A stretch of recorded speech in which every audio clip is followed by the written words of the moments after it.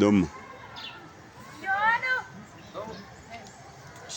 የጌታ የእግዚአብሔር ስም ይባረክ። እግዚአብሔር ይባረክ። እንዴት ናችሁ ቅዱሳን? መጽሐፍ ቅዱስ ሲናገር እንደዚህ ይላል። ሉቃስ 1:71 ላይ እንደዚህ ይላል። መዳን ከወደረኞችና ከሚጠሉን ሁሉ እጅ ነው ይላል። እግዚአብሔር በብዙ ፈተና ሲያሳልፈን ለመልካም ነው። የተጨነቅነውን ደግሞ እንድንሰፋ እንድንበዛ ነው። የእግዚአብሔር ቃል ሲናገር እንደዚህ ይላል። የእስራኤል ልጆች የተጨነቁ የሚያህል ይበዙ ነበር ይላል።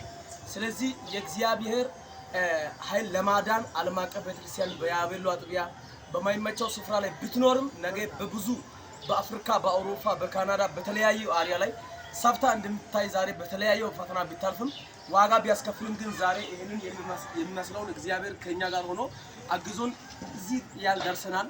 እግዚአብሔር ከኛ ጋር ስላለን እንበዛለን፣ እንቀጥላለን፣ እየቀጠለን እንሰፋለን። እግዚአብሔር ከኛ ጋር ነው። ሃሌሉያ።